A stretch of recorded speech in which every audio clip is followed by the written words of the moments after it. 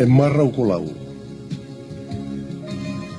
Isa o la kemba, na banua makawa, na itobo e tawa e lirawa, na vendokai na ngumatua, na ilumuti i nogu banua.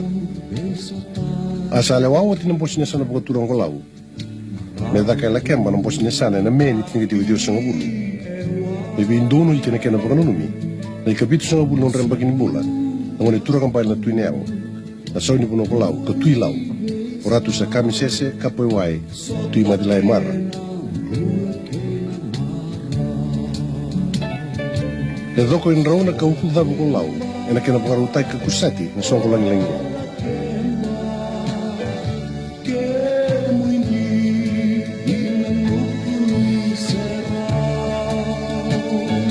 E sinai ko tumbong vira na lapani, may nabitikina. Ni umani patatiko e na songo ni marongo na mbosi ni sana, mbosi ni lotu, mbosi ni songo ni marama, mbosi ni tambawane kalakitinia, na kana pata ni marau, e na mataka ni pakaroa e na kitini karua ni me.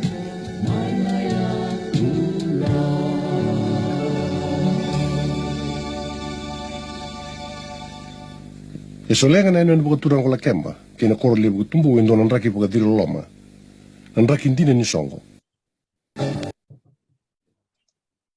Sa vinaka vakalevu totoka vakaoti na yalo desa sarawati ngango na kena koti kendele stale na yani totoka o la kemba en bakitin kariwa dio sanga bulu na marotaka ni tu sana no de yalo to baka binaka talenga kina we gilman la se suba na kena langati sere member leta na yani totoka ngo o la kemba ni bula binaka malo bula bikim ni kersar na sema tiku mai na vese biti na vese burbura na baka lebu na nomni sema mai ena kena sana mai tabo sartu ngani kua na betala no kera na turanga marama bale dorobo no ngone leo ke irtal ngani tambangone na sana baka turanga lau o baka bula sartu kani bikim ni to ko sara na sema tiku mai Amerika mai Japani mai Europe baka tangakin Venezuela ke Australia e kau marotaka ni tiko talangango na nonta bulangi au klani bunga bekemuni ni sa reda oti na visurete sa ngole kibuana marama nonta bulangi ni kua o andi ndabila tonga ni balu anda marotaka sara ni selemo ko na nona ngaune na silubina ni kua menta mai vital nobat ki koya ya na ngono talangango no bina katalanga kina me ubaka mbula bikem ni kele na ubaka ronguti ko may biti ubaka tulong sa katko na ikabana nonda sana may biti ubaka talanga kina kena bendel niya ambo da balete tiko na kabina ni kuwa au nuitaka ni rongo bina katiko yan na bio liba ni betala noa en na nungui batang go di talano bitok teti au baka bina katalanga be jina balau ni loto sama cingome China en na nona bese mati na buana nonda marama bulan dokai en na silbena kani kuwa kani marau ni sema tiku mo koe na korturanga ibiti suwa o na marama bulan dokai ni kuwa kau marutaka ni na may talano to ko weekend e na may wasea so na nona talano na buku ni nona tumbo dake mai na nona susu mai bakatanga kina na buli kay na daka bakita merele vena tiko na maramongo na ngonongo e karoti ko ni petreni ni Lau Education Charitable Trust lebu tale ni tabi e ngaraba na maramongo ia ono ge suriti ko e menang kay bak madalataka weekend ia men sana bakambula sarwa ni sambul vinaka aloha malo bula andi davila ni bula vinaka Dr. Teresi na ngelebu na bula tiko mai Hawaii sa ni bula vinaka tiko na kabini kuwa toka tiko na bula abia lebu mai na uda na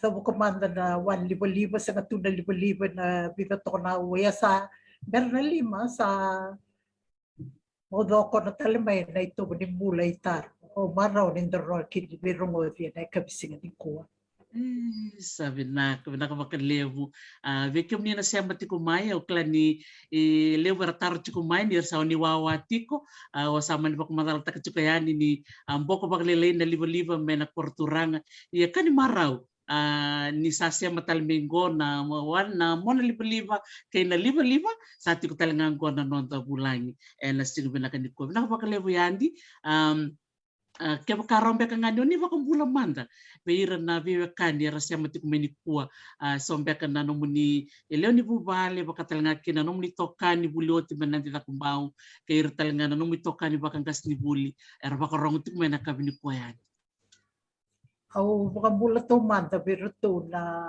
matamboseda kini Lao Charitable Trust au maro levo di bunoya daro may vital no kino baka bulo verto na kena iliu o peni ti kongor may Queensland kira to kede na leo ni boseraki kene karobi baka bulo talanga ki na sana baka turang olaw no gu karoti ko di petere ni anti Eleanor tuilau o koe talanga kero waseti ko na itutu ko petreni ni Lao Charitable Education Trust. Kero to talaga na niro sana paturana na niro walewo may tubo la kemba Lao ito na marama petreni turang orong iti ko may tong. Mukhang bulat talaga ki na koro tubo la kemba kinasana ko Lao. Ngomul talaga ber Kevin na leo di matentu, leo di lotu, leo di banua, nanda kortura. Senanda banua kortura o biti. Baka bulat ka ni bekemni, baka bibita nga bekemni nang kasni buli. Kay kemni Kevin ang nabuli. Sa gayo titong ko doon ako ng balabo, tatabu ko bukod ko may kina na vivi ni korni buli.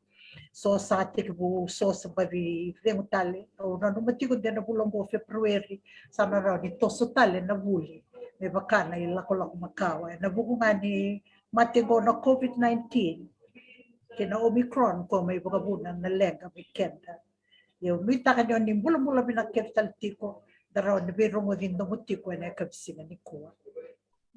Sa totoo ko bakoti nakapakalip sa rayandi maraw taki na yaloy ke mami ni roni siya maramay ni kuwa may baka na kaya natuwan iti ko ni tubong gomo ni may tika buta ka saranga katabo din na vitalan no na buko niya sana pakaturang olaw leo sarara sa siya mati ko mengo ni bula binaka so talangar nangay bakarorong may muri na nanda rukatukotoni sangol ito yan na baka bula may kem ni toto ko sara nakabinaka bakalebu me bakanga na nondaru tangan ni vitalo no ni ku andaru nanga vitalo no tangan ulu tangan ni buli ya sember manto ya no marama keroni ni bak madal tikemuni weekend na no muni koro porni vasu ke na bonno ni asusuke Naka au lahu may na koro tumbo may lakemba Lao awasu tu dan bakitin kaviwa basa kabul katol au susumay kin ro na nunggu tumbu baka naturanga nunggu tumbu naturanga tunel rasampal ora rabai tiko may nakoro baturanga tumbu na tinago talanga ela ko talanga may nakoro nga tumbu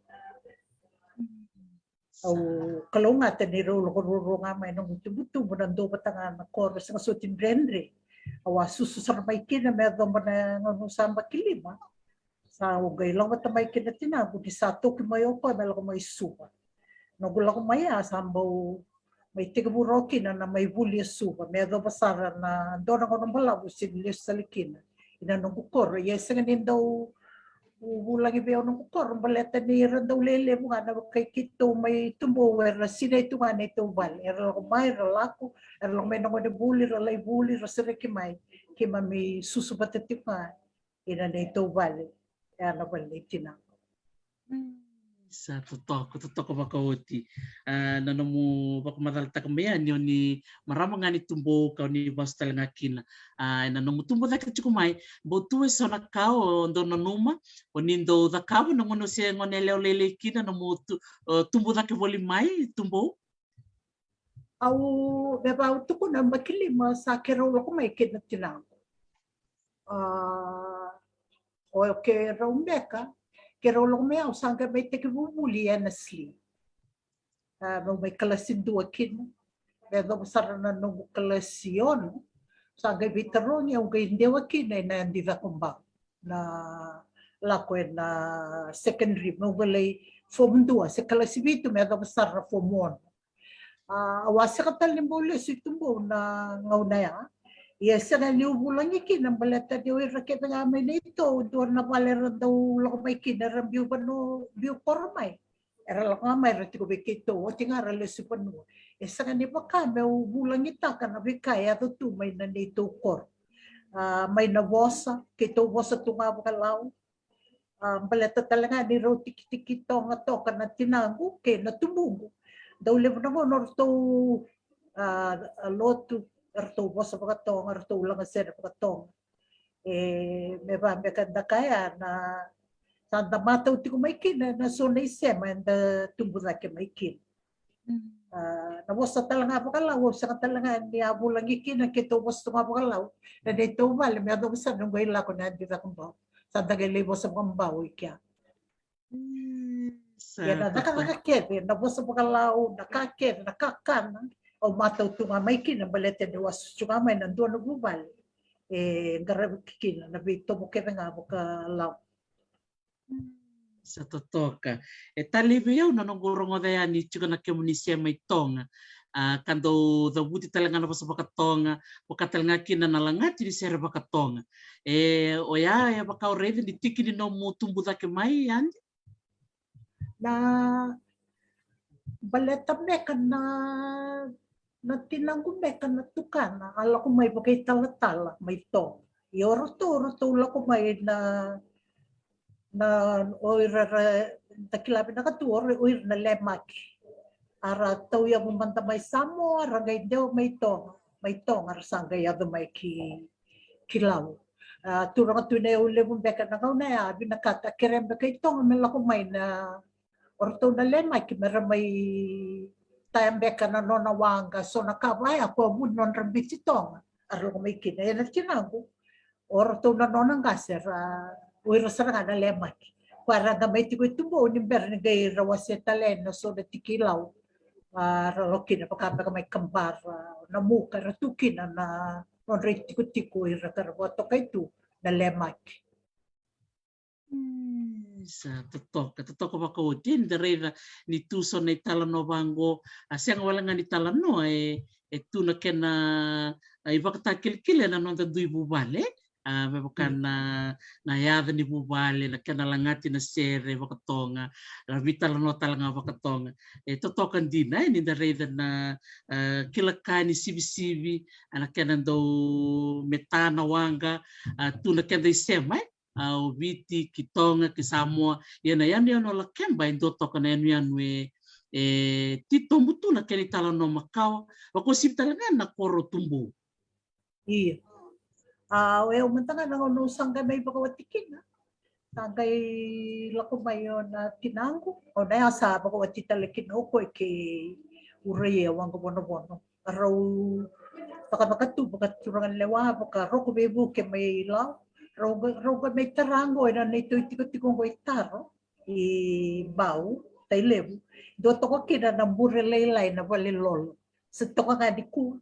O sa kreti nga merto o pinakatakan na lubeg meron din detale na kenatip na araw daw ka araw waray takatuno po nuwa wala ko may kin yaw o talita ka ni ruwa na numero may soliera daw ko may era makawa kaya do to na kare kito maro takatigo na daw waray taka na isema alak sar maya taga bumay samo ay tong ado may tubo sa sar may kuitar na kena watakilkil ni balik kumbulolo.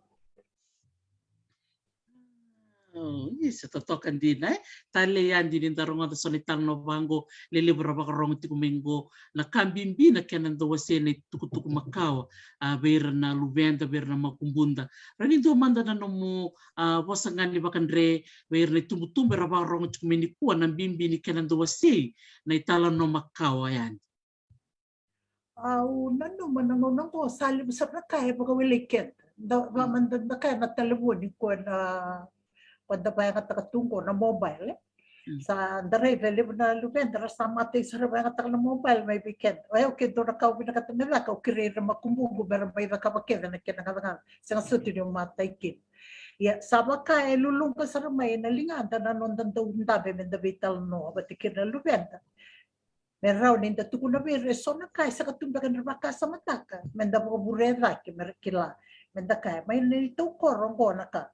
Kitong daw ka babango. Nakakim daw kaniya bango. Neba mito ba wanu e bango. Mera kilach ko naman. Nito na wanu anda tumbu da ke maikina. Ke baka anda sa ni bukan bulan-bulan ta katalimay. Sana totol sa tuen na kena seabu. Sana sinrakila na lubenda na wanu arandui. Basika da ke maikin. Kera makumbunda. Kenda sa ni buka yang takatiko na ngaunay tumbo. Sana yali totolo sara. Baleta na kauko ni na television. Kasa turno dangon wata ke na telefon sa na mobile. Ta tawra sa nga daray birongon sa totolo sa totolo sa no na ringo man na kabubo sa tuen na kenra maliw na ngonongo. Nabuli talaga na ngonongo. Sinikilama da na non curriculum na ngon e para batiko na history membaletiken nito ke. Nangaw bulikin na. Asa kasutin daw bang bimbita kinaken na non the history na ito ke. Kibalay buli na sar na history may New Zealand, may Australia, may Britania. At nabasar no sa lay buling gas ni buli, sangay daw level na project so limay, may tuko ni may. Wala man tamay do na itukutuko, may baleta na wanola ko may ke. Aw sangay daw wala talimay biti.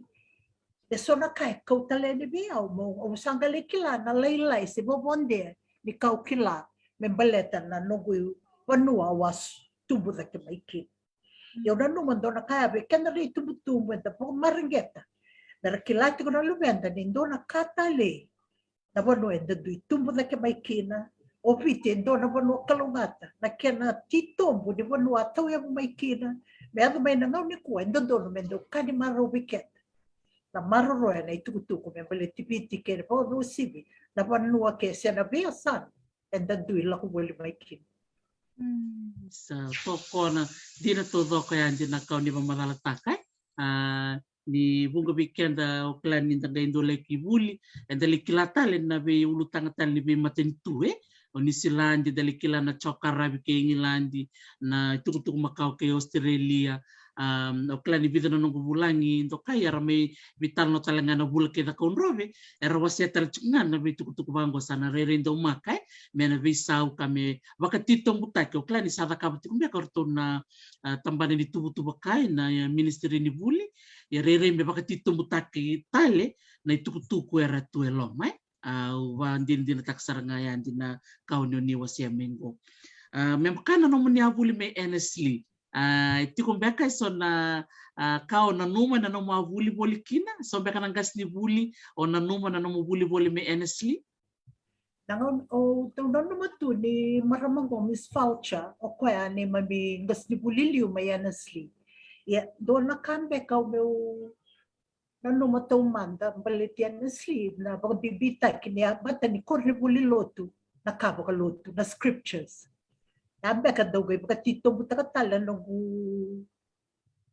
o daw biya bakila baka levo din daw buli daya din na tikini scriptures sa tikini wala tambo men daw galay tukun ambe ka sangalay baka bureta ki may bata may bale rak nga na mas merenda mo din da mas meren da ramay da mas masula kita kenda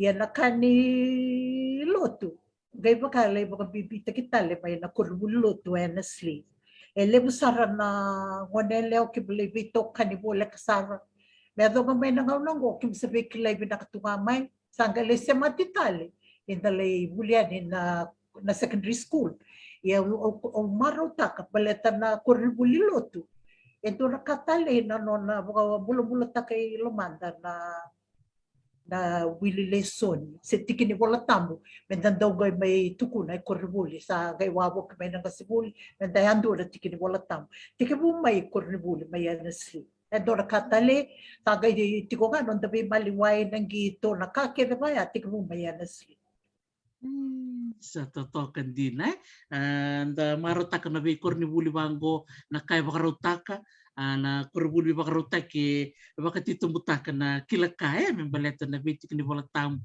di na saranga o talita kana kau tuku na maya ibale sana mato nga bikenda na masu ya talei ni ongai ngole ni kurni buli sanga tiko mikina na titombo ni bulidi ni volatam na Iya. nakapakale besar na Iya. muase maya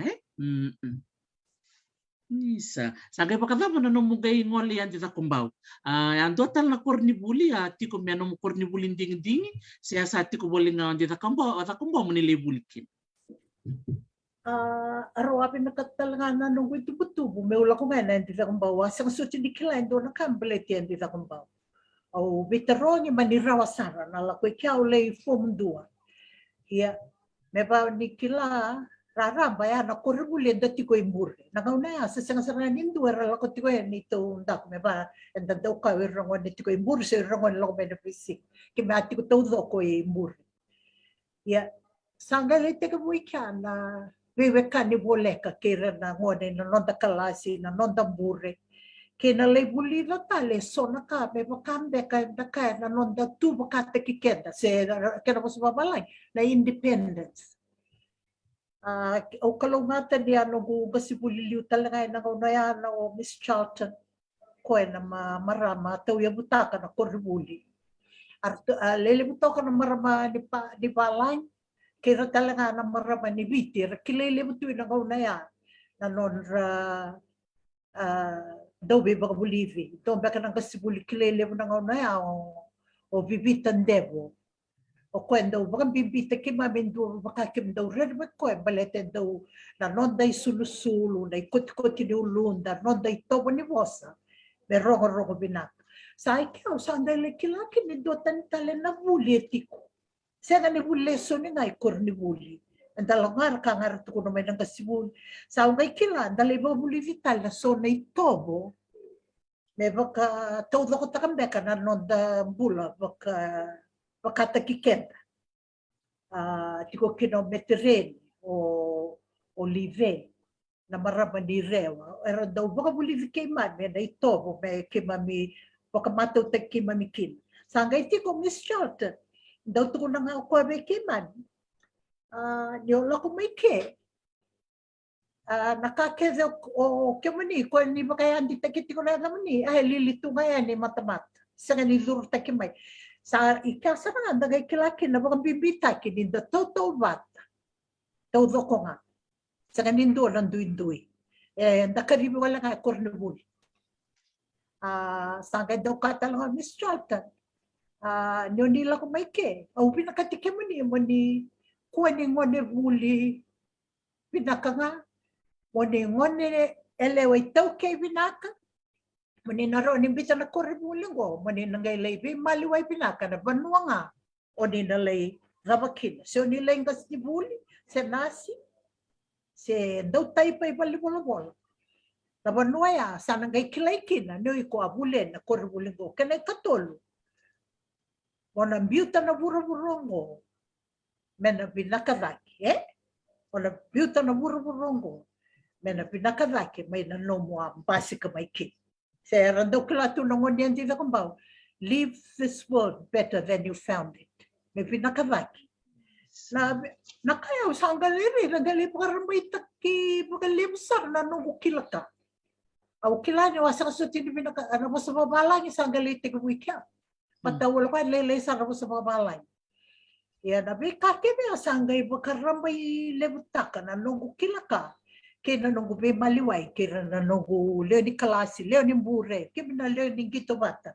Aw sangay ira talaga na nung ito ka ni may kya. Lele ko sa tungo, kaya sa be wala ka ti sa tunga, na nema may vitamini, si bebe ka ni may kornuli. Aw nasinimula na biya din akong baurawa, so honestly. Ero na banua, may pa kay seba ni nung gububal, nung may buli na kinas, meron ba mayoyaw?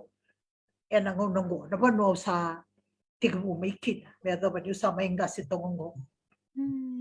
Sa totoo ko makuti, balatan ni na durimbure, and durbatayani na buli, na kana, na moja, na gito kakede, elevo na ngauna, and tubatikin, sarote me kukawa na isema, ni bebakani, na namubuli tiko mekya. Wakatapa na lesoni da mbeko ni ator na nomati kubulimenti da kumbau.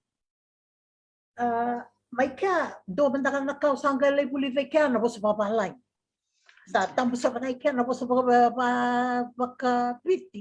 Me adla mga me ragaya den non dei tumbu se bulai na siga tambu sangga itarakin.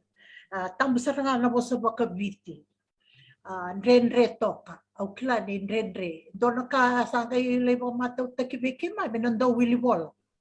Enda do ko te ando nei bola be mama menda le wili ka sale pole me da tanta na polo kere mo le wili ko be pasuka mai na fika bobina ka ya sanga le torika na maths le ndre le lai o le toro na chemistry sa sut sa bina ka na biology we ka na ka ndre ke sa na bia o sanga do ba ka sa matakatiko na history Beba nga wasaka uti, history ni beba notan na geography o tali takasar mga libo. Balata ni kau tamay nung baka sama si Lumang, na beba notan na beba mga yaukina. Na beba era kilay libo kina. Kaya ang sanggay le kila, nga pag inamuli ito na kabinak. Ang sanggay daw wasot, ang utomuli, balata ni may sama niya, saan daw na kaya daw mga bibita, kinagawanan ng nakakabanon da homework. Bebog, lalakot na kinalay prep. Ang sanggay mga mataw takyaw, nakawas ka ni mataw kina ni wati ko may bali. Yakon na kangaya, ako kilati ko kina, nabuli sa kasarangan doon. May ano may bera na makumbugaw, daw tuko na bera. Ni alam na ka, ni kako ni bunga wala-walita ka, naman ni ni buli. Kumanda na nga unang soko-soko tiko kinang ko, na tiko mga malon, do kaya berito. Kung nasa TV, tuloy ko tumay na ibola ritong gobeyaw, daw wili ka. Siya daw lang may tumay bitalan no, binakata mera dolaban, na norma kasama. Mera taura na nga unang go, balatang unang go, na sinlis sa lamay biket. Sa dia na todo ko. Dia don dia na rai binak sarangau ni tukune ai. Ali bunak kau ni tukune na Willy Ball ai. Tali men kita kumbau ya ai ni soli na bola. Molaki moko tali wilika, ko tali stel mai ya mosakila na kau wilika na lo muni bola ai. Wow. Ang sanggalay kilata lang ay kinaikian na yang ni literature. Ang sanggalay kilakin, ang galay kilamin, tagalay buli na may kin. Ele mo na kayo, sanggalay ka. Kaya mo to, maraming pag inabuli ko na kahit tunta sa akin lang ko. Sa laylay wale. Nanda pa kaya nga taka, labi ka, tuwi matanda, saan doon na embudi-budi ni pinakabiyaw, matawang galay ngas ni buli mo rin. At tignan mo may nandito akong baw na kaya na ka. Siya kasot daw binaka na science. Siya kasot nga ayaw sa ka, awanan naman din na raw-raw na ka mo tawra na science, mandalay na si Bunuway Saro, kasi sa nanrenre, pata na maths, na chemistry, siya kasot na biology. Siya kasot na ka nga niya longusara, na geography, na history, kaya na bosa bakabiti. Ang sanggalay tali, takatuy kya, nabuli na tali, nabuwa sa bakabiti. Patawalay talaga, nung kilato na kahit tumay ng takun na history bakabiti. Na walay tali talaga, may kurmuli, kaya na meke. Kagay da daw lay tali, takamanon da buli na may kya, na kaya, dakilay tentukin. May mano ito ba na kya na lang, na kya na sere, na kya na meke, na kya na itukun. E doon naman dakilan, na bono yung dalawang may kin, na kaya tuloy, may tikumiket. And dakilan na ka, e sulibiken na maraw, siya nanon da pride, kinabonuan, doon lang may kin. Nasaranga. Totoo ko ba ko tiyan, hindi na todo ko narakambimbisar nga gomenda, baka bimbita ka beran na lubenda na makumbunda meratali ka na bekanggo, baleta na kanggo baka dindi tikiketa men total na kautomatom sa kayani. Kaya kamera kilana no nonra meke, na nonra vosa, na nonra sere. Sa dora katotok. Totok, kami tagay rokoditi ko na retyo, na so nakalokoti ko may sa na TV. Sa totok na itukuni, ningaw na makawa. Na itukuni. Na kaya save. Sa totoo kasaranga rin ko ikam ni na warong ti kumain doon din na viva kalgang katakile we was weekend na nonda marama bulang do kay ni kuai na bimbi ni nonda we was say na tumbutumbu bera na lubenda bera makumbunda en ngonang go en tiko boli bali we bali ni takatiko na song butu en buku ni covid tin kariwa sa rosar ngango ni song manda na rito yalo yalo song manda na telefon ni dame manda nga vitala no do manda na mubos na tikinayan di na bimbi di nonda daw vitalam.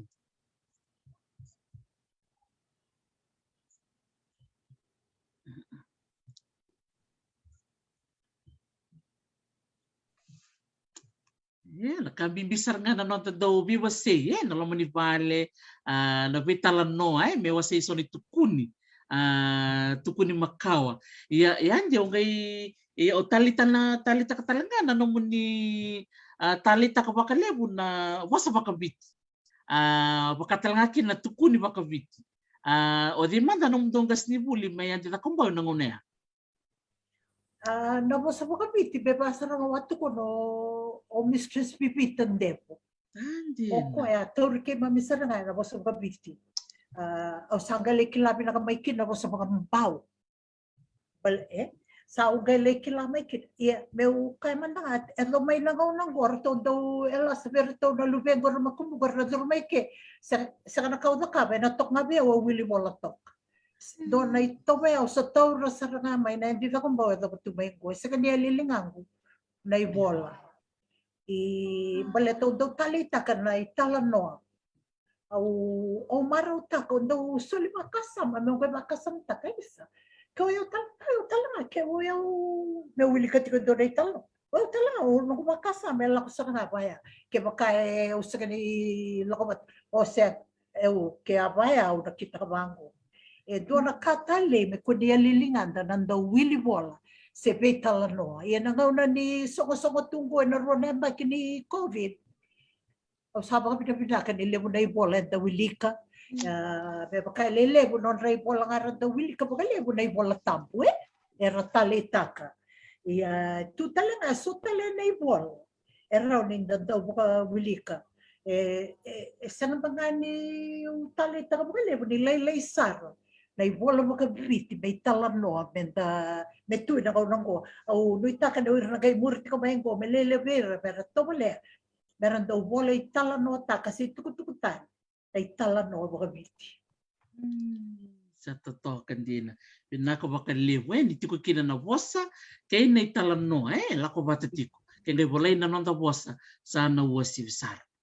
Sa totoo ko baka wati. Ang gaya talaga yan, din yun yung gaya laki buling gas ni buli. Rano yun yung gaya wasya matangamay na namun nindingin-dingin mo nila kibuling gas ni buli? Aw, ti ko may nandin ako ba, usafo mo, no?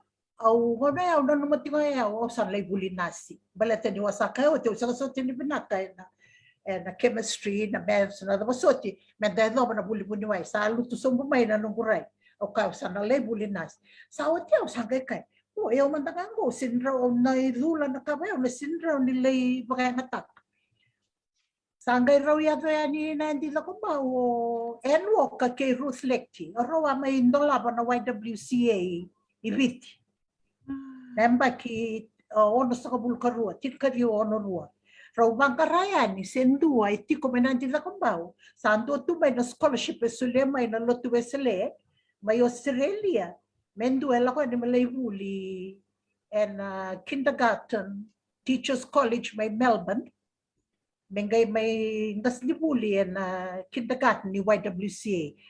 Australia sa ratuna lang. Australia kilasa na ba ya?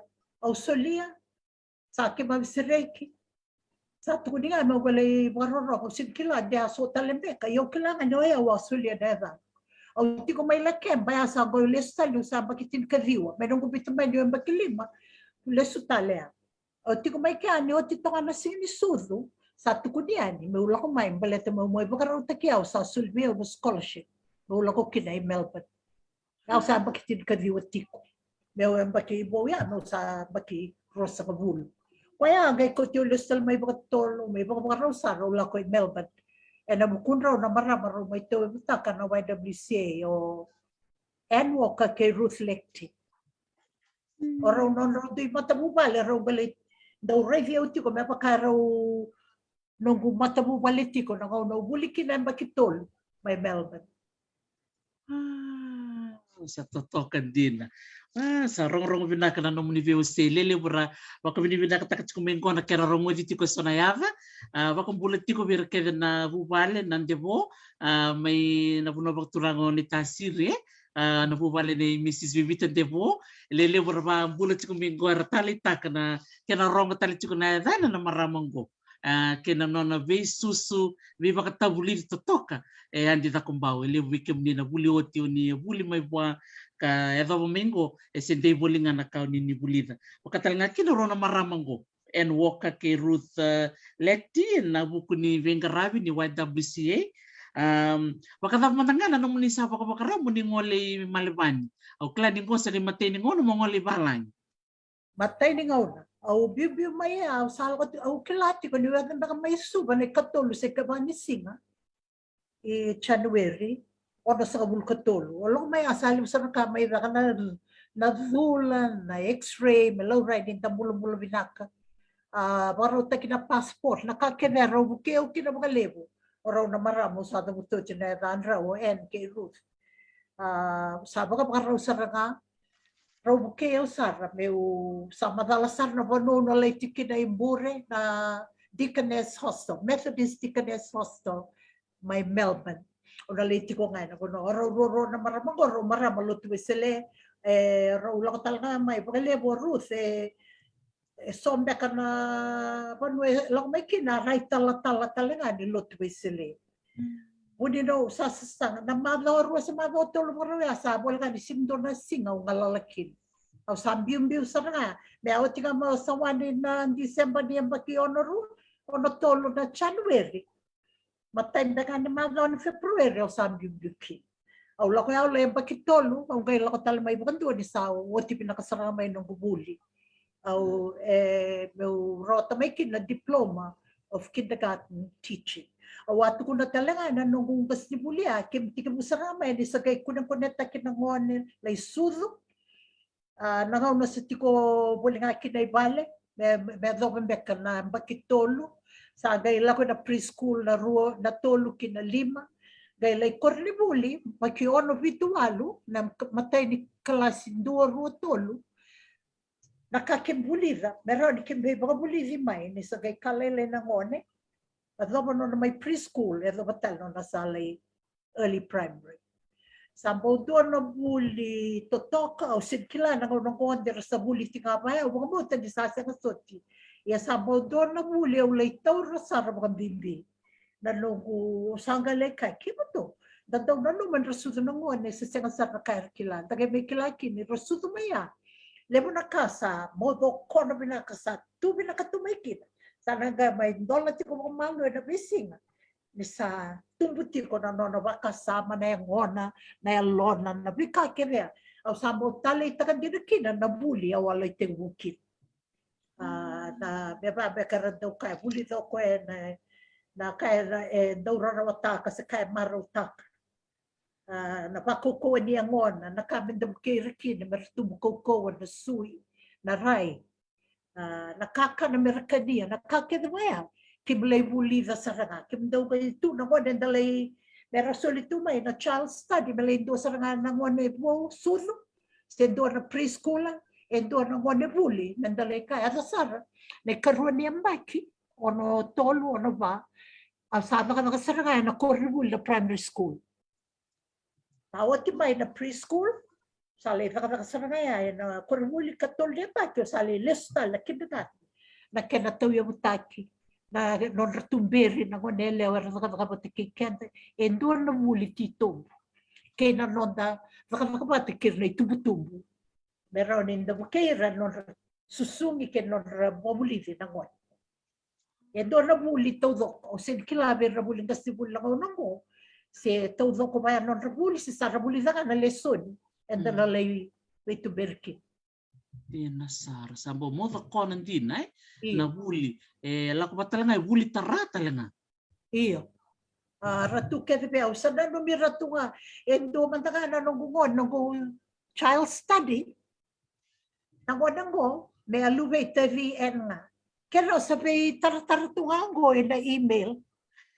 Samba ki mas kabul mo na tubo ko. Nanero although right na kina natutokan ni Bewakan. Nango na ni Buli. Tau ko ngay daw masama ko sa rin nga kinayalalo ni sa kalaylay mo. Although like kipiti ko ayaw baka universo na kami baka testa ka kina na kain na kana mo. Bebo muria na mo nuere kinamatan so dodo ka na lingango sa natuda kimay. Iya ka kena may ang gay may buli binakikin niyo sa gay may tina o sa gay balubin. O sa gay may tumale na pagkakata ka nakauli na may nangaw pero to na lubin. Sa levada menangan na mutalita na namugay na kaulira yung kon yun sa may maramati na usapa kan din tak saranga na be kaulira may nangune Iyo. Did oya na kaureve de maninang kay tarog na to dolo be rato nang kay kaymay or to do kaymay. Imam. Ayaw sa ni ka ni be mo buli be ko ayaw na lube mo nga. Ayaw saro ni makasa matakakangor.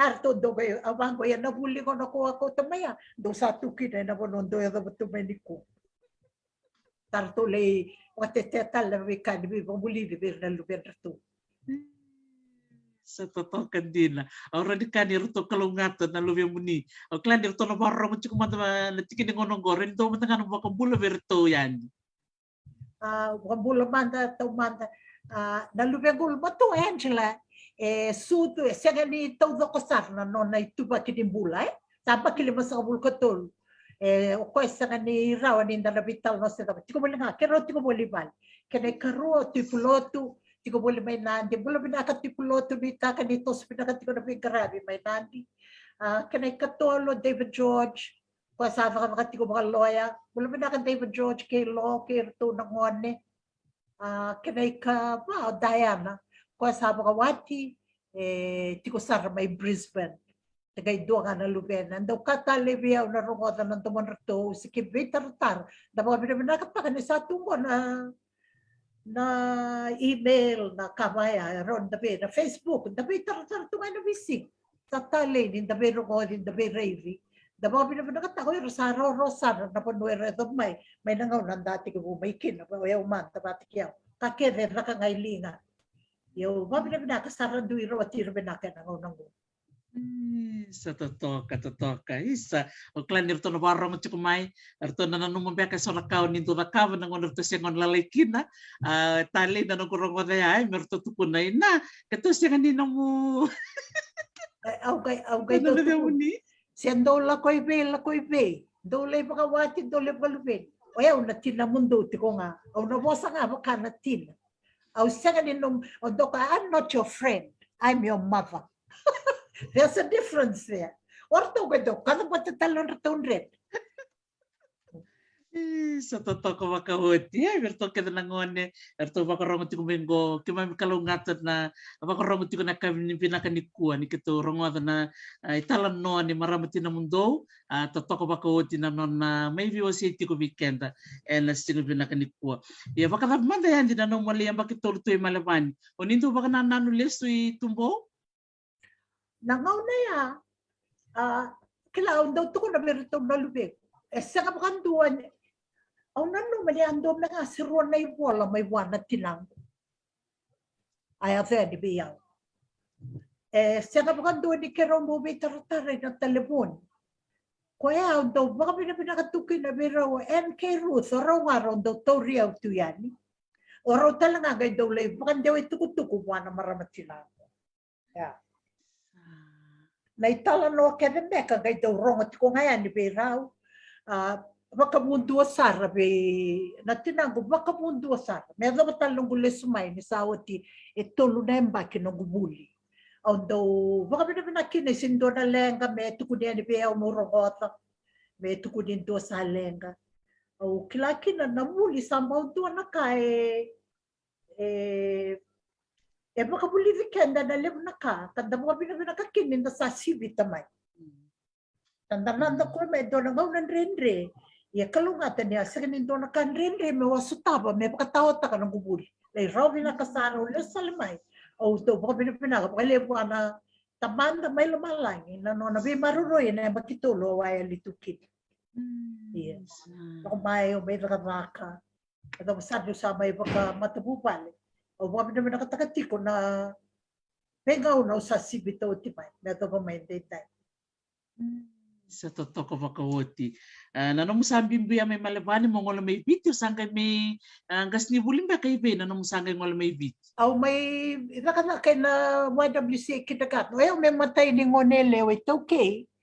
Se may video sa nga may ugalito may nakuro hindi na. Sali mo ito na kitakat na randola tu biti. Elele boy ragas ni bulim din na nga. Elele boy era sa wili ka pa kanay wala ralay dola. Oya may ungay matay mbe kani Ngonele o may ulay rawata sarmay no diploma. Meu gailes salimay. Eu meu may pakakata ka na no gumuli everything. Ato masabi sa gay may daw gumuli dirati ko ira Ngonele o daw bebuke. Au daw dili pa talaga sa nakalasi bera na itubutumbo. Sa may tika mo to sa na no gumuli. May mayang mga levo bera na no daike. Ibiti. Ele sa ro no gumuli. Rasada ka makapinakatuwi na ng gold, kim daw sa tanga, randaw yung may oira. At tunog ko kinakatin teacher, magot, chikolo, bakundero mo. At daw saan kasi Sara, rakay daw ndrendre. O daw, talita ka ni Uray na manora sa daw, eh? O daw kasi nga niya wala nga, kung nila ko may namatubuwal. E bukay ko, baka budi na alam na ka, morawati ko kit. Sa totoo ko makoto, klanir na siya kanira ngule tava, dali nga ni Bitumberi, nangona ya, Iya, isa. Sangay pagkatapos nanong ni sangay ngole na UNICEF, o nila ki Bengarabia na South Pacific Regional Education Office muli kaya na buniboli ka. Pero man tayo lang ko na UNICEF, o sa lebe pability ko na certificate course in continuing education, USP. Sagay may sagay duwan na marami nung wiliuli kaya ngay karambo. Tawali mo lay lakaban ng masters. So lay lakaban ng bachelor of education. O kausen sa labir naman ngay bangko ko na numati ko no yung kursen lo bitingan na mga tangin na gen dewatura. Yo sa kaya pakitin ka rio medom na muro sa kabukaro. O na muro may ngor na kalawa di ko sa relate ko may lip. Ya kandi na tukun. Sangay sulit alam may biyaw na World Council of Churches, may Geneva, may ulay karapan na nung Bachelor of Education, nung Masters of Education, may tuumba. Ang gayla ko talo ulay ang bakitolo. May na baki riwa tolo. Ang sangalay rota may kinaya. Ang sangay lesumay. O sa chiko may kaya sa rato bolo-bolayan o UNICEF, rato kireme o apply may. But I do a position mo ni Education Officer Pacific in na bali-bala sumo apply sa may sa narot yung gumuli. Au interview taki nga na telefon sarto ka saranga may kito no kay tukutukuyan ngay December to kilati ko rato daw sa nasukamay. Sarto to na saranga daw may tiga weekend ay kabani January and Bakibo. O sagay laksaranga sa laksaranga mo do ni UNICEF. O sangay may lakatuin na Pasifika, Tilkanduan na Banua, o Solomonio, Vanuatu, Kiribati, Tuvalu, o Marshall Island, o Etukuka, Samoa, Tonga, meu regional officer, o gay daw lang mga libo. O biti, kito daw bebo ka talaga kit. O sangga may nakatukin na may tinikanto o pagkatwata na yan. Pagka sangga yung pagkatwata sa mga maya. Meron pa may nung may tuibay. Sa totoo ko makawati. Kan belum balik darakan na lebu ni bibo nung na Pasifika, lebu talaga na sarap talaga men na nandorobitalan no na kilabinakan na nung nitakataka yan di. Siyang walang ni tarebiti nga taran na wasa Pasifika. Totoo kan din. Iyo. Napaka talaga kito ang kay na dito tamban na suwa na regional officer kito daw lako may narukui na East Asia Pacific region may Bangkok. Daw level na ba kito lako Bangkok o Indonesia, Thailand, o Ringorio, o Vietnam, naman no kito do lay mosekina kim lay buli talikina mo garambay limu talikina ni mami kilana ka kim garabeke kim lay buli na talmay so na kabubo na bipano kim lay tumaikin. Sa totokan din. Kimbambal daro ni Rey Dayan din na buli sa laku duru mo sarangana no mo buli tika mo may honestly no mo laku antita kumbau ngole malevani no muli sumay the education is part and parcels of your career nanu munita kadaka yan di gor aureta ko nakina na ondo reta leso kaisa gona no na be tu berga mai na kalu ya we wasin kila na bono na le kina wanu magasibuli wala nga ya na bono sa le da basar ni sa le do be bobuli talaga pero na gasibuli awa buliti ko ya sa do le lecturer tal to nga pero ngo na rata kapiet may tuumba o lesal may o may kabatal na USP o babi na pinakataka na banua sa kautiyo kina na buli o babi na pinaka niyo sa may adobo sa mayanga na nung garabi sa ko lang ano babulidir na mo na babulidir na kasi buli o do babulidir talaga na itubutumbo na be kami bukeda non ratuberir na lubendra sa totoo ko ba kawati mo na nga tareo ba kanlibo na numba ko madalata kamaya na bakitin ka dito sa vulkan 2 na nung sa sangatal mo lako tali tumba mo laki da kaba na nung koroy ni buku batake na masters don din na kabi ba ko ngetin din na nung mulibuli na mo vingoma na bimbolea mo BTUSP mo libuli dalo talaga yan ako na talaga mga pinapinakan isang bulakin na tinango awasan daw ay talaga ng unaya. Aw sa kay kautiraw nga ako raw sa raw politiko and duet ko may matapatudo sa kautiraw na ruwa ko na lubeng ko kwenti kay bala sa kami garabatal ti ko na tinanggo ele barabe buke may rorokin ng gula ko le bakitong talo lesmaya ya sa raw binakamay na koroy sa raw talaga nindalain dambe be bano dala ko kina na bano lele may Bangkok. And those suli may biyaw, mong garaba na tamba na ni early childhood. Matelele sarbe kimani, ato rin na tamba ni Bulia. Pero suli may biyaw na paper to wala, may critic ta kasi doon na kaya sa nguilera. Bakalibo ni sa, eto talaga may nakamembaleta na nonra dondono nangon, children's rights. Sa eto may nakapaya, daw tuko ni may biyaw. Se alaba nalenga kina ke baka ko may na wasa Pasifika sulita leso na bano mendaronin dola bakina bagalebu na nonda rai kina nonda bakasama menda kuni vingo mga nakanda bulila mendaro talaga hindi keba kareve so na banua na malmalum bakin na buli matan dasin rede na cultural component ni kanda may revetiko ya sanda pa binabinakan ni buli sulebe kenda na nangaudisala mendaraw ni Reiki na mararapa. Beku ni Bengingo nga na nondaray. Meraw ni daray mararapa. Rarapa talaga na kandaray. Menda kakwa talaga laibe pabuliti nga. Mandawati mandanga o kita lamay be roba buliti. Ramagala bero ito buto. Menda ka. Wani endo doon na kaukay sendo lalabeka. Sera manum ni nanum. Ni barita ka may biyaw nanum ni nanum. Ang daw revekin na tali ni muli. Esa nga niyo pag doon ko nga, baleta nandota di tali, nandota ni may no na makasam. May natarong ko may. Ano, yang ni buli mo na. Yang ni buli ya. Mo ko niyo, bukan din nati ko tinga. Wala rin na tala, sabi ka mo ko mo. Sa ko may asan ko, or to may banuat, ero ito tubat. Sir to may kilipat. May tubal. Ray baya sise. Kuya yang akina na buli.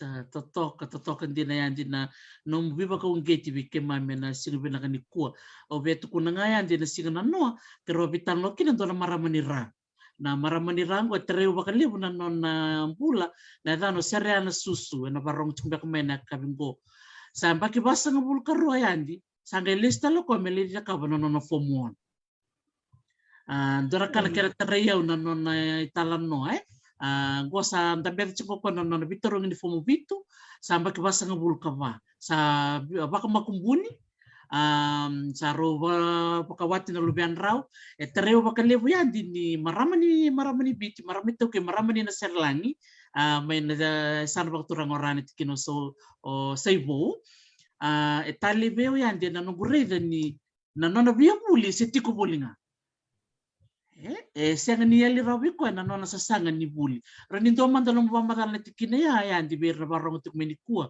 so sar na numa au sa ngase se sarutia una bule usa kava na maramongo biba ko ngetindina ore tranga bikimuni na no mulista litu mba mo de kibada no muni buli do man dalong muni pamatal ya kandi na sarangangor belete o mo binibina kinabiro na marama may na continuing education may USP balatoro roba babu nunggulo ko talamaya tumba na Dios sa bukan dua Dios sa bukan dua Dios sa bukan tolo raw kabeyaw oy ko sa tutong dongo mati no tim o de yan ngay garaba na no mata bubali era loman niya pakela ko mai tol nembak lim tin nembak oy ko ni bulati ko may lama may naka kyo sana mo butang ko na no muda kanaka orto no lupi morto na sinya doban ya kandi na todo ko ya de sangalay bulit ya sa kango na numa de sanganga no rota no buli merto na kena binaka menga indewa mai merto na ngone yo maraw ni may atasar may pakakin merto sa buli binaka keda na ngone sarawata na bonwara du molepa sarandu da kabango garapa na bonwara biela kukina ya esa kan indobe kende sarui ngasesar nabule sa kan yotiraw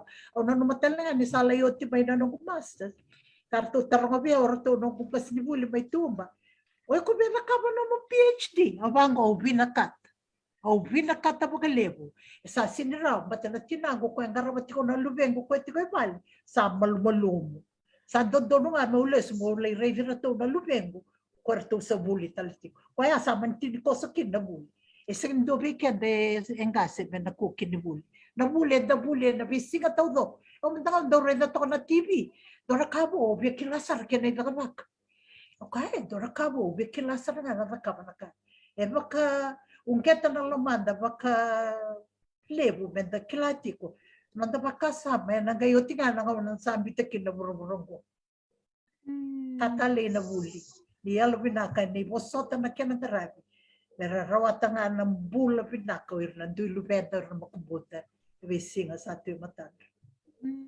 Sa totoo ko makawati na nung mubi ba kong giti na ulutan nga ya siya nga nindo na kain rendre kaya chukubi kaya na yalo endo na raw ni rawatay may makana kao nito kuno chuko yan din na buli to sa chuko nga na buli kako ninda tukunaw sa malmalum siya usang gase sa rochew tungango kaya baka solibi kaya nando na katubat tandolomay din goma take it take every opportunity that comes your way au talita kanong gorong madyan nirto tukul talang abiki muni na kabrom ni PhD ayan di isa ang ko sinimulan na ba nung wala ko nandun ng boss ni boss Levo apakaya doon na UNESCO may Paris sagay boss akina Diyos sa kabulukama Diyos limambek sagay boss akina endo natura nga pagkandindikita ka na naman na inakin ni Buli mga na kahit ko na may kandaw na naman ito obyalay Buli wayo obyalay nasi obyalay kastipuli siya nga nindaray naman na nakasara na ito man na in its simplistic form, banganggo na turanganggo, mga naka, walay bulikin, wala nga naka makila. Matay ni ka, naya nga ni buli, walay bulira, endo na ka. Learn to do, learn to know, kako. Lay buli makila, do na ka, nakamaroy lingam. Buli maroy ni mula may maliway, kira na tamato, tuba tikira, kanay kawanga, maroy ni Yadlo, wanabono obia, yadlo kita. Si obia buni wayo na, si banga naka. Sa niali tubeyaw na kaya mo daw kaya. Nakinibuli ya. Buli mo kila, buli mo ronyo na kama, buli mo ronyo. Siko may maliway, kira na tamata. Kanay ka ba? Mo buli talaga. Mo ronyo do, wanabono obia do. Si obia buni wayo sa nasi. Si driver di truck, si labang obi na kat. Eraw nga may na yan. Banga na na inakinibuli sa na pillars of education. Au na matal nga de ule sumar total ita ka bale na tapadi buli biti sa ministrative kino tau fa pakatale ngai ka ko sa to kan di biao na pillars of education o ba ko tamay biao kasi no ya ngoro to may na UNICEF my parents e ba nga nakamen ta no uli mo learn to know, learn to do, learn to live with others and learn to be whatever you want to be. Right. Ako sa kumaya, may gawandin na. Totoo ka na pilos siya. O to ka, sini kayo mali makilasa timay na kaya Andre Beko. Ano mga, muli makilala. O nakilamay na fika, ramo kilamay na nap. Ramo ronyo na kama may nakausa muli na gol. Ronyo bula may baliway, kay ron bula matikira, kanay kabangaya, be whoever you want to be. So bialay nasi po niway sa gasibuli. Yeah. Namuli na kauti ko na wanoy. Hindi na sarangay. Totok. Totok ka saranga. Wow. And keeping it simple, eh? Nakaw nito ko na, keeping it simple. So nangulo kenta. Kandre na physics. Aw sale sumina siya. Doon na besa uli. Wala ko meron kumakasa. Kaya doon le kamera na itubutubo. Rong gitu betul lalu dia mana sabo ka baka boleh ko nga na lang sere na ka nga raw tu na ka kila ro baka boleh da buat me kila ya nga sini mo boleh ba ko ro binding kas di boleh mo gabe be boleh ka nga kila mo boleh da buat lebih me kila ka bi na ka keve ro ni o boleh ko ekin redor Sa totoo ba ko tiyan din na kau me wasevi ke mamini kuha be kau ke munindo na maramo ni sa lako duru mamai na buli na bakitin ka diol sa ngabulu the 60s ni takadaka may na 70s into Fiji's independence may na walu sa ngabulu ke na dia sa ngabulu ke may maraw na sino binaka ni kuha ni wakaliswa talibi ke mami libo naka bunga bi ke mami ke mami kay sudumay ke mami sa narere siya kang baka ni reyda si rongoda yani kuwa may waseta libike mami bunga sarana beka bike mami toro baka bimbi na ulutangan libungo na ulutangan ni wuli o marotak saranga baka liwia andaro sana teo sarmokin na ulutangan go ni sana reda beka na law education charitable trust Raunyo ni pakumadalaman bike mami na buku ni isongo bongo sa talendin ni the reda na sana bakaturang olaw and sana olaw in the kilani lebo bike muni na turang marama robo na ngoneleo uni bakitibiti kimni na bunga sana bitutuli lebo na buli chuksaredake na takadaka chuksaredake ya tale ni reda na isongo ngo na kena may tikibu at tikibu na bula kolaw au sangga rital ngo na buli kolau kena isongo rento mo no mani bak madalan yo ni petereniti ko ni songo ngoya orto na maramang ko kena turang arato one to do ko nila orto sa tiko boli may babalan erato sobir sa lay tu bukan dokin sor lay buli era lay vakakakil orto sanggay sureti ao mai tau manda meu que eu marau meu bandono meu peterene au gai kai ava manda sini sanga tale kine so mera lei peterene ni songo paleta ni da sole ber na ngon mera pakai tabi na kango ke mam sawo tini mo de begarat aro nga ni gai daw sureti se so nakadaw binakatamay aro ni pakai tabi ni kin balataw no kutamban ni muli wasin early childhood education and development. Anong gubuli patamba kido ngone may na ngone ni sudu kinamba kiwalo. Yaw sa garaba talaga na buli de ber na mga sibuli na tumutumu salim sa nakao magay tabikin.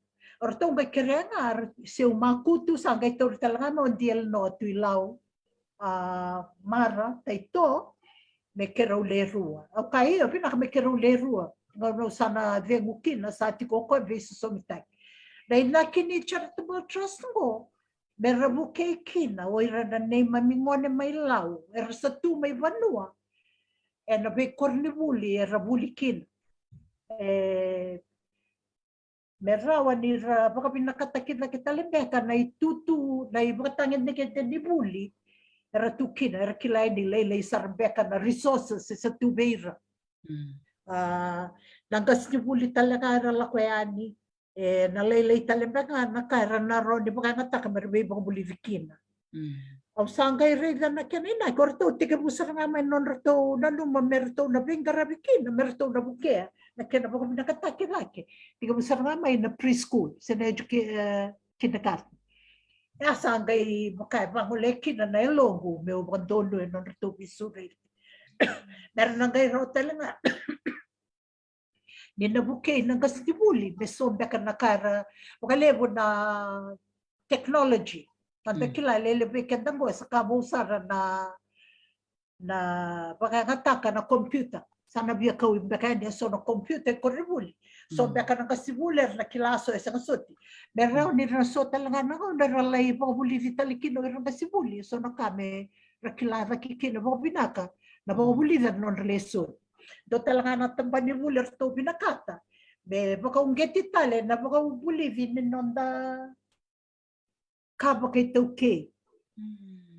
Makalevo na sora manua, may walim mandango, may kambara, randaw tano, na ratatano, na wanga, na lali. Meron ni randaw ba kung geti na mo, na bikira ito mo ito, meron daw liray, na nila ka nakabaya, rakaw na mo, nalay tabi, rasarasaro, na kena ta, ni wanga. May kunin na ko, may rin na tunga na market, sa alay bolibol. Ratalimbe, meron ni rakaw may kuribuli, ngono ni baba kula pero ni sota la kama kautalesu na lomandra na ngone merakila ko na kai politikenda na itoke pero ni rakila sa kandalay bolia bay kango andor kena itikitikibu kaya daw kay kinabira na to na luben kaya kalungati na tabani bulyo sa kaya daw yaw na sa kanya daw kanduar na kakila na tinang maraman daw tali maraman daw kesa maraman daw bakasaga maraman daw zula-zula. Kakereaw sa kasantuan ni Kilaw yaw. Although kabira to. Na buli, yaw ang gaito sa ronga. Na, ko klase biba. At kung ako, mga klase tolo, yaw ko, buli nga may bayar na randi ni tala-tala, arala ko may balay. Pero ano nang gas ni buli. Kung ano, maruta ka na inakini Law Education Charitable Trust, ni biya leso tale na non-rato bibuke, kibanua. Lebo keira ke gaiso e maluma na sa kasutin rarawa kana itumutu berabuke de na sona scholarship ya na solvera na ragairaw ni dewa mai na secondary school ko ratu ni ike ya meratika mo merabuke manda na korribuli ratu mai banu o na no manindo na nakipinakar to na no mayor to me bay rabuke saranga en na banu ratu ke na korribuli rabuke patakera na non rai tumutumbu kaya na tu may banu. Sa totoo saranga. Au tali taga baka libo na rai rayawa tiko na nomgo songo yandi na bibuke ngole saranga ibanua buke na nonra buke na ngas ni buli buke ni tumbu era buke talaga nangoni sa tali hindi na kina nonra siya tale en nonra dui banua era rabutumikin. Au tali tak saranga na kauni tuku na may kambara kaya bakar sibi tiko na turang merkau yani nangoni ya talaga tiki sarcungan ni buli that's all part of education na nonra reda na nonra semata kina na nonra tumbudake endo ngone leo se dorbo na buno baka turang olaw totoko baka hotia una no matalaga nindo na makasa mabinaka mendaka ko din no manabuli tunga ni suba Melo ito yung sarang may panunon rasa kay ito yung may na preschool lako na primary evident ko nga na secondary school gaito wala na hono merasan daw may kinesu kasama do ko na pinakasarto nga may non rabuli may panu nimber ragay daw may mandakilata lang rende na may garabi buli suba and I been na panuwer na may tikokina sangay na non rato tabi ko ba ko rato mga bibi na daw Facebook may nang karang munisala na ro may kinailabo may baka Facebook ibanua sana banu may nga kina na ilabo pero ni rabo kina na tumbutumbo nang garabi buli o no manindo na makasama binaka ya sa beran ni matata pinakasara na bika na yato iyo bukabuta di sana kay tukuni tiko mamalu na bi korokora na bi ano meron ni na linggo makina se meron na bukas ngolital no na kasama na itumutubo dito talaga no rita biningarabi buli sa kay tikmo may bano ese ni kay may tikmo ano sa do may nangon isu Tinasarana.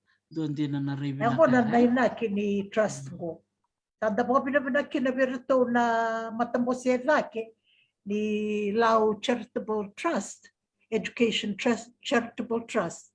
E na makasama binakarto sa nabuda mayroon to sabi basta kitik may kinento ng ano malawi ro talaga na maram ero ule ni matambos yan laki ro tikong goike ibiti meron ni ro to na buke na kaya na bukatuloy na kital na bikornibuli meron buke kaya bakaman na mga levo na nangumisalar na bukikin na homework se kaya baka raw na solar lighting ni Cornibuli.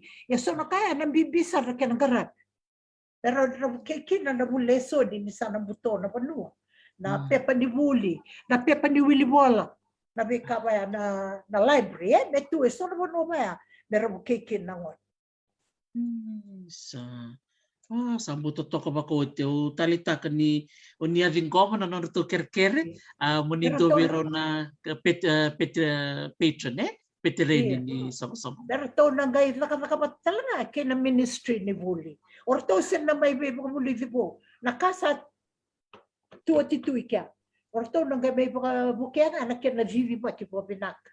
Merto na gay may nakabat nga kina kasa bitaroto na tampa ni Buli. Kinabay Cornibuli kana curriculum sana tu misalnya na baron tu na zuru may kina baka pinakata kita lekina na bika satu sana kay ron isul lekina kani bebu kikya sa toto kasaranga sa lilim saranga bikimamin na siya mo tuwing na BCBT bese burubura kimamitalita ka na reyaw ay tiko na sana bakturang olaw na kaya na may duri do na kaya soko-soko bangko watalita ka na kaya na biumay na soko-soko yan na buli ko law may bakawaka kaya raw ni sa buli o law sa raw talaga ni buli talaga raw ni biyasan may duri talaga na buli ko rewa buli ko kantabu may tu talaga na biyasan sa toto kasarang okay lang nakakevenda bulida may daw walay may weekend may daraw ni wasya may bakanda kami na-report yan daw weather anda wasya meron low reiki na nakaya kay vivi mga pinaka, kay sa kasutin vivi mga pinaka.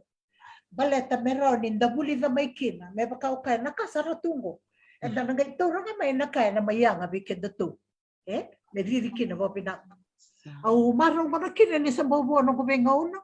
But sa bibito ko na yung bakin ng unong ko, sa tumingo na bito sa kabul kariwa na yung bakin ko. Bakila ko may sana ito, ito kayo nawal sa kabul. Yung maraw niyo sa buo.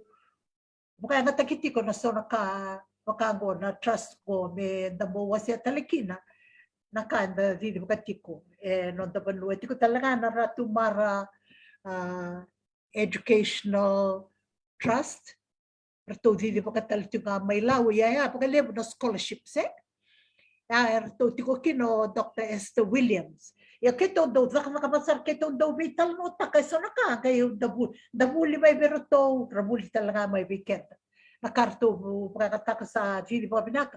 Sa kasutin ni binaka ko, kito sa kasutin ni mga bibitaka. Kito may relang luto yung doon na tamban. Na nanondawa siya mata na kaenda ko niya. Na yung araramba bikin. Saka hindi na sarangan, hindi na tudok. Kaya kurtal nga yan, hindi na kaya na lakutik may nadangin lamba, baka dadani chikin na bikor ni buli, baka dadani na nonra itiko-tiko ng gas ni buli, so na bikabangko, na bibendrenre tok berto na tambataka ni buli. Na kaya na listalen, may baka binakatake, listalen na dangin lamba ni Winston, lebutan na kaya vanggo, sa totoo kasarangan, isang duringo na isong-songo ni Lao Charitable Lao Education Charitable Trust and a bibu ke nirto senga ni sosomita kana ministry erto bito koninga Ato na may bito ko ni sindora kamo erto may mga buliza to may mga pinakatakan na bi panua bi luto so basi malmalumo kay na banua may para sa na kay lebo na korbuli lebo na pakatana ato kina na budin ni rangi kay na saka tu ni na wai do na kaya nga taon do may binaka na wai na banua na na toilet facilities, hygiene na kabaya. Menda baka buli vira sa menangoni, ira sa kalalay. Baleta na may bayaran daw kaya na nonda mula is the most important thing we own. The health and hygiene. Ya ke bakara sini buli chuko nangoni, sisena na facilities bina kaya tu korre buli. Sanandua na menda bukean na community. Meron ni na raisa tiko, me kako ni mbiutu nga, me parada ka na lang sa mbiutu. Menda di wala ba take na taban ni buli, taban ni bula, taban na raraba, menda baka duriya tali, baka tutolo. Na kaya baleta non rabuli, na koribuli na ngon. Meron ni kuni makalanga non rabuli. O pinakataki non rabal ng kas ni buli. Meron rilay marota ka na panuwar sa lebe babulivikin. Saka hindi na sarangay, hindi pinakatiko na non-retiko-tiko yan, di na talita ka meron dendetiko, siya Na oira ng kas ni buli? Ira ng gas ni buli, yun, may pinaka non-retiko-tiko Kaya baka pinaka-retiko-tiko na marota ka, so siyang dalawang manira. Bala to oira, sarabi na katala, meron may garabo pinaka ng Bolivia, kasi niretiko mga pinaka, erakautan na lubena, nung ramata bubal. Kasaba kaya lututi ka na nonda vengarabi beira. Era sa lang ani vengarabi kaya do ketala nga gravira. Baka kinatamban ni bulo irna nasi non rabale, na doro ko ng kalebo, sinbinaka na non retiko-tiko. At totoo, menda baka bibita ka na kaya baka binakataki na non retiko-tiko. Sa totoo ka sarangau kila na buli ko lau sa na lau education charitable trust na ramai le besar na bebu kerto na dakabay beira na tiku may banua totoo ka ba kawat Pinaka menda tike mo manda. Although ko na birato na Leonie trust ko. Ako ayaw si Leonie matambo si Raki ayaw kemdo. Kanga man daw na numa. Daw tike mo ka malua. Daw kalaw mga malu elio. Pwede daw lang may man daw may ngarap daw daw. Daw tuwa na pinakamay. Ibe na ba nuwe na liutaw matakina na kandaw garap. Kay toso tiko mga malu. So na kaya na toso sa mga totolo. So na kaya toso, lay luto mga lelay. Napay luto kin. Mandong karo na pinaka na ba nuwe daw may ngarap tiko kin. Meron na toso pa pinaka na may ngarap. Sa totoo ko ba kawati. And doon na kavio ni pinakatambeka mo ni wasebe ira na turanga marama dorbo ng oneleo ni asara baka turango lau era baka rongo tiko mengo na buku ni kena tokoni na isongo-songo ko na lau education charitable trust. Kanda kagaw biya tukuna. Meron na toko na may na pengarabi sana lay dolayani. Meron na tomole, meron na bibuke may kina. Meron reza tiko ni kango na baka binakatakazaki na non rabuli na ngone may bonua. Nasa ni sinro na kaya sa kan beten na biyaw na sa tinukungon di buli. Dana numira ng berach kumay. Oras na chikumay na siga ni mataka. Mazo lang kumay, bula lang kumay, bakil lang kumay. Sa kanya wala kabi kidto. Mato na rekibiti ko mato kaya. Sa tinukungon di buli. O sa kabating ko balitir na murmay biyaw. Sa totoo ka sa Yalo binakaning toko na. Na non rato sa nayado chukay din nabi korribuli. Nabi siga ni mataka rato na okay tabi na lang chukumay na beran tiko na kaya natoso. Ya sa ninaro ko tiko mantanga pagkadama. Nabi karto na buda tiko berto na lebe po kaya ni kina nabi korribuli. Sa rato ya butu kada hili tiko may bando. Sa totoo ka sa rangabi. Naka pagkalibo. Bikim doon songo-songo ng lau education charitable trust. Siya na huli ko lau, binakapakaliw bikim doon na liw ni songo-songo, bikim doon na petireni, babi ni binakatay sa rapakaliw bikim raw yandi, na velu taki manggosa, na kaya nasangay na nonda relesu, weekend na bakarong ti kumay, na bito ko ni Bengoleani, balata na bito ko ni kaya na nakaba, na layang nga taliban mo, yang na bikor ni buli, yang nga bira nagas ni buli, yang nga talang nga bira ng ngone, na kaya nasangay misul ng scholarship, ai dona reia o tala ngai tiko e nai songo go ke chuku tala sona no ni wakta taru na buku ni Law Education Charitable Trust ni gabi tar mai e na gabi bio sona keni tuku na nongo i bata babi ni naka be rto na keni liu Penny ke rto Penny longa ke Dr. Gina balau ni lotu ke rto na chuku mi balang na kena sasanga tak sanga ni ngule kino Rusila Halofaki Rabono no bule binaka tine Jada na siya chuku mai Turkey binaka baka levu bekem do keda na leo ni songo ngona kena didi bakitiko me yanga lesu beira na lubenda beira na bubale mai viti binaka baka levu sarayan totoko baka woti na nondaro me vitala noa tiko talembeka ndo nakao ni be wasia yani Obvio papi na binaka baka levu be kemundo na matambo sedake kemundo na ngoni lau Oto abo bureza ke mai do na kasa man to toka. Do salai tu na panondo bukit tiko kina do. Buli bina katau dok. E do asa ni mula naba na panondo adui bu mai kina. Do via sulia tale mai na bina kaningi ngau na do sando no ni kuwa. Belesu tale kina panondo adui biu abu mai kina. Ora to na nom do itu butumbu. Me mai yanga tale. Nakalungatan daw sa pakilatu na ngoni kuwa. May nakapagalibo na nomdo lomasoli, nomdo tobale, may mainduri ndo na kame na yang atali, pero nandangoni. Wera ngoni rabuli chika ni kuwa kaya rabuli ni mataka. Au babi na pinakakinabi kimdo, yando do asara. Yana bakasama titombu, kina nomdo na numamay. Kina nomni na numamay na ni mami dola na tunggoy viti. Saka soti ni kararo, lebe kimami asa Ano talaga na bonondo buli tukin ang kimalay buli may babalay. E kim may rela talaga ni kim sambo may sulia. E doon na wasin ni may mga ng malabo may leso talay na nonda bonondo duy tiko kinango. Na beka kimi alay ringo mamay. Kaya na kau tiki mami nandoon na bonondo malabo kimi les talimay. May yang talay viti baka bibi na nonda bonondo. Be kim daw todo kau yang ana baka binaka. Daw mo matuti ko ng garapan ng duy Zakakanum do matabubal. Kaya nga po lebuti ko na basic ni matakanum do bengarabi. Wala pinakatala nga beke mani Dr. Teresa na may talarnoa o so naka may raw ni ringo mikina na beka keto sa sangataka. Meron ni raw ng other kilaan de so na beka o sa so tinubang bota naka danagay reva nga kaya baka do ng ng salon ni bebu ka kinin dondaling. May baka kaya bati ko nga may na pillars ni Buli. Buli mo kila. Buli mo ronyo nakawa. Buli mo ronyo bula may maliway. Kaya rotu matikira. Kanay kaba. Buli mo ronyo zoba. Na bono binakata mo zoba. Kaya da ronyo wasya. Mana kaya meron ng tangwa ni mataka. Sa nakamen da na. Nuing gawa kina. O biti nando na bono binaka. Yan na bingaw na sa berbay.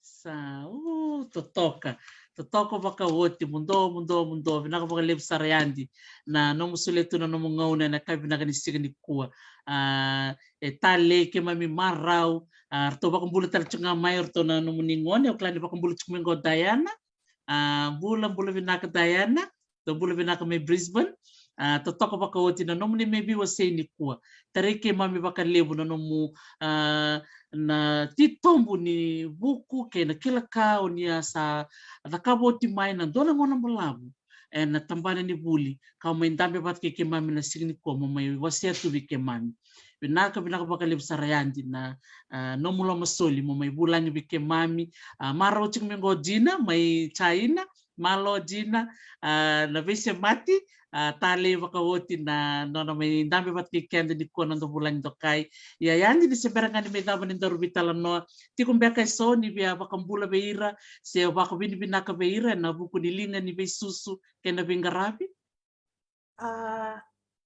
do o kenda nga baka lewan na kay mayanga baka lunggo sa real non day tubu-tubu do so na nga na relasyon kay so di ba may asang bulan na tinako sinong ko'y tubu-tubu meron ni Reza na panuaw sa Mayadoba. O sini Mayadoba nung kuko nga. E na non rawa tuberi umay na doon ang ni Salambala. O biya baka binabinaka. Orto na tuwa kangu. Kito baka matabi-tabi ni kito lele besar. ke to sabo ngango eletol onda masula kire na bisinga ni ubinakata mera tale takati ko na panuen dua sati ko gor mai Sydney ke ro le ruango ke ro sati ko ike ke ro mga binakata ka nambula asoli tu beket o baka binakata sa ngangor pero to Kevin na le di board or to tikong may gor may babalang ko sa may gor may Amerika may New Zealand Australia may Marshall atong gor may Turkey ero to sarui to kan no to rai ko baka binakabiro to no to asura teo mai batawa na no mani sawa tinungong ni begravi eu kaya sana bebuke to sa gay to yabu kaya tiendo sa rona bakit do sa dili mga binaka o sana maraw mo sulit tal bono tukin ngo kinando tale murti ko mai mendaro ni wasenga na begravi tanda to ya bro may kina meron ni tabo may wasya so na kaya nga so nakatali na buli na may kuha niya tabita na murumurungo dako tabat kiket men tabita may mea nga beira na murmay weekend weran dulo benda ro makumbunda wera bengo ni biti tawdoko nakaya nga may law meron ni rumbo ti biti tawdoko meron pa kami na pinakataka na tali ning garabi ni buli meron kilati ko na itubutubo na itabim-bimbi non ratiko mera tubere mga pinak wera kevin non di sulsul merayado mera tama tina pinaka keviti na bengaw na samberman sa binakbalib sa rayandi ba binaktasar ba kalebo ng ngono ni Suleve ke may minasig ni kuwa sa tito mo na baka binakara ngoli chukma na bese burbura ayar na siya mati ko may Amerika siya mati ko may New Zealand Australia may chavani do bula binaka may tokala loma do bula may nilandi ke Europe nonon raba kami binakati ko may na buku ni nomuni may wasetu na nomuni kilaka to toka baka uti na sigini ko sa baka ni binakatu yani na nomuni ang baking goyandi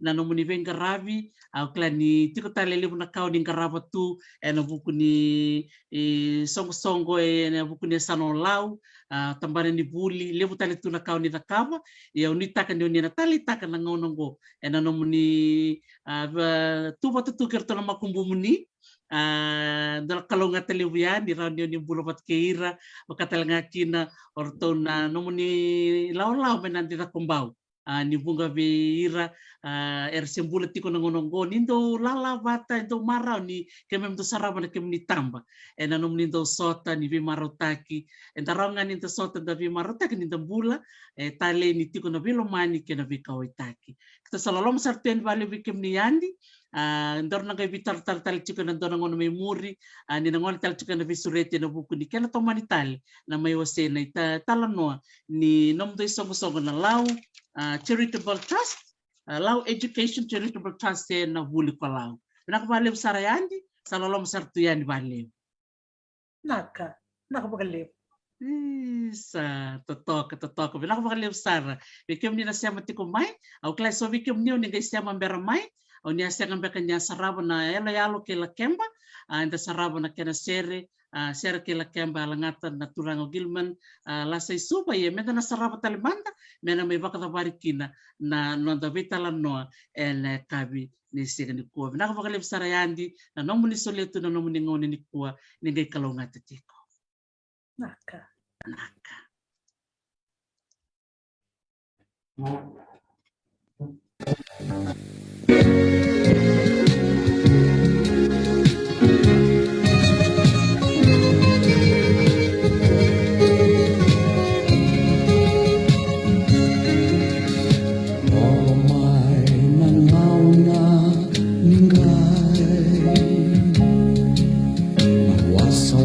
Meu socota mola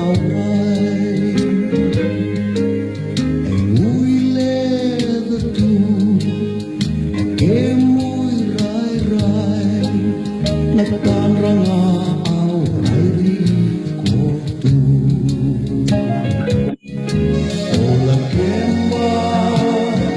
ola kemba que muy na no kuni seba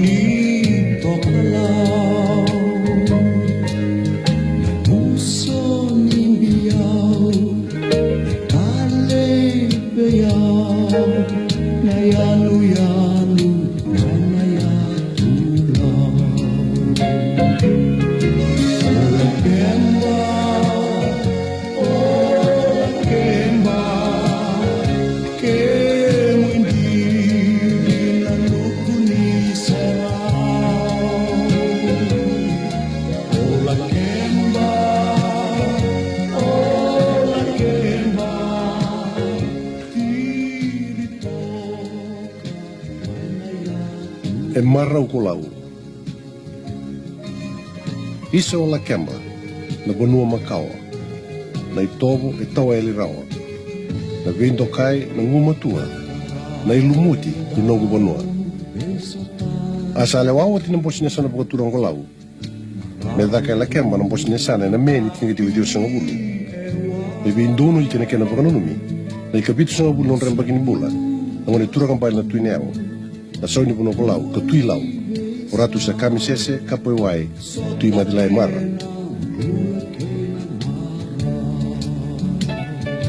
E doko in rauna ka uku dhagu ko lau, e na kena pangarutai ka kusati na songko langi-langi.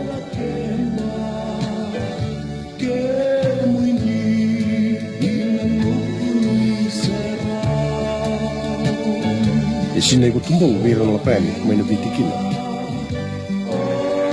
Ni umani patatiko na songko ni marongo na bosi ni sana, bosi ni lotu, bosi ni songko ni marama, bosi ni tambawane kalakitini ya, na karapatin marau, yang matakan buka roa yang ketini roa ni me.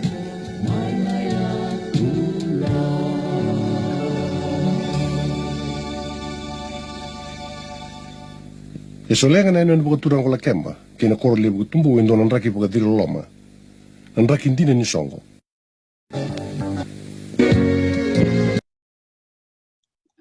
Sabi nako pakaliam sara totoko pakawoti na nonda may vitalo na ture sino vinaka ni kuwa tale na nonda siya mamay na maramandi da vila tonga ni valu may viwa sa itu weekend na sino ni kuwa o kila na yala da sarabong kuwa da tuker sarangame na yan totoko Lakemba wako sibi na koro wakaturanga o tumbo tor na ngonongo mi wakatuluti ko yan na yan totoka o Lakemba wakambula sarati ko bikim ni kenda na sema wakanra na bono wakaturang o Lakemba ni sema tiko may nikua na kena tale na rongo italan no na nona may tiko male weekend na nona bulang ito kai ka nona bulang sureti andi the villa tonga ni vala o saba kumada ni bikim ni tale na kena sa may tawarao na italan no na buku ni sana wakaturanga o lau na vonga ni bimama ni awongo erto na sema tiko may kina na ilaw ni bula ko lau endo tale na isongo-songo karto bingarabi tiko na kena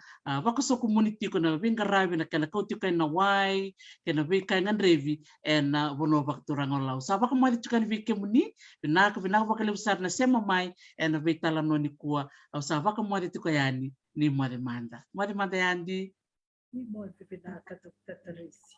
naka manda sa